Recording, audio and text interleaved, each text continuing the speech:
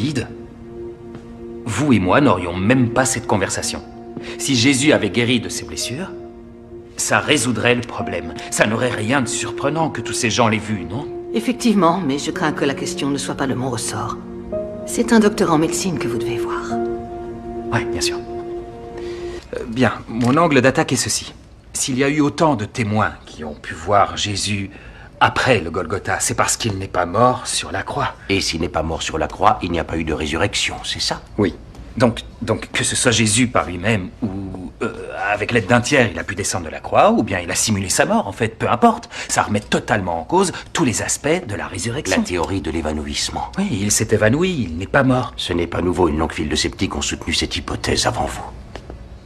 Oui, ainsi qu'un milliard de musulmans partout dans le monde qui pensent aussi que Jésus a survécu à la croix. C'est ce qui est dit dans le Coran. Avec tout le respect que je dois à l'islam, le Coran a été écrit 6 siècles après le Christ. Je préfère me fier à des sources un peu plus proches des événements. Oui, je comprends, mais vous concédez que c'est possible.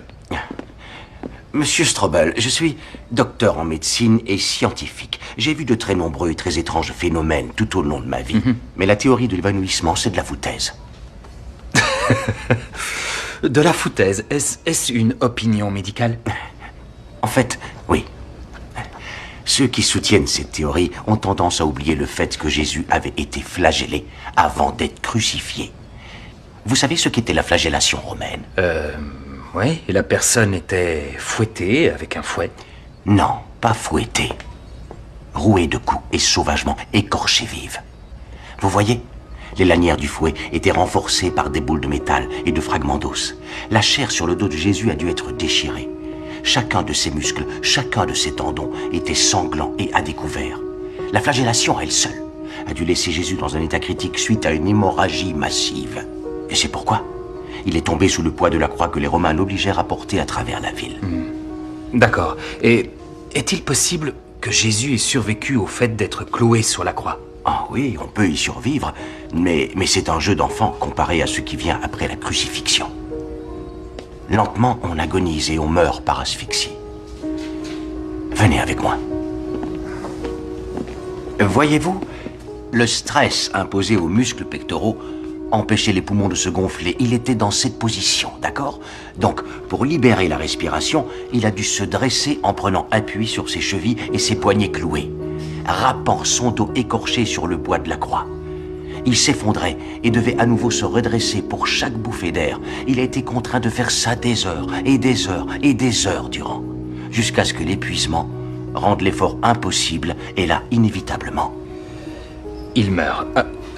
En théorie, mais je vous rappelle que les soldats n'étaient pas docteurs. Donc, je ne sais pas, peut-être qu'ils l'ont descendu de la croix en croyant qu'il était mort, alors qu'il ne l'était pas. Non, ce n'étaient pas des docteurs en médecine, c'était des tueurs professionnels avertis. Et je vous assure qu'ils excellaient à cette tâche parce qu'ils y étaient obligés.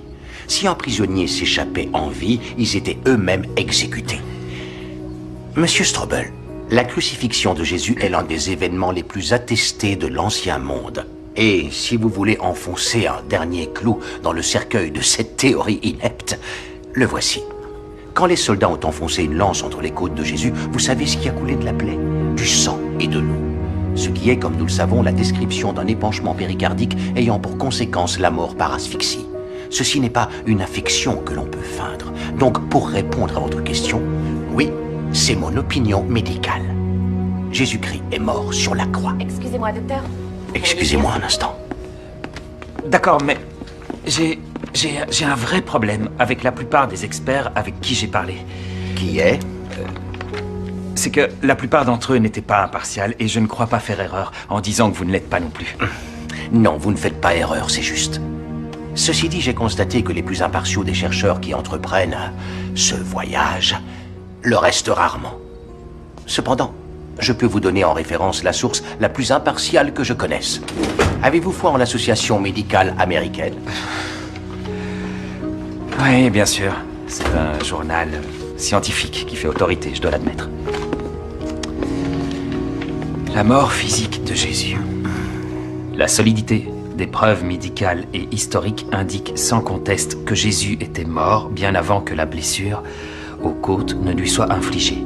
En conséquence, les interprétations basées sur la supposition que Jésus n'est pas mort sur la croix apparaissent en contradiction avec la médecine moderne et ses connaissances. Je voulais prouver que Dieu n'était qu'une escroquerie.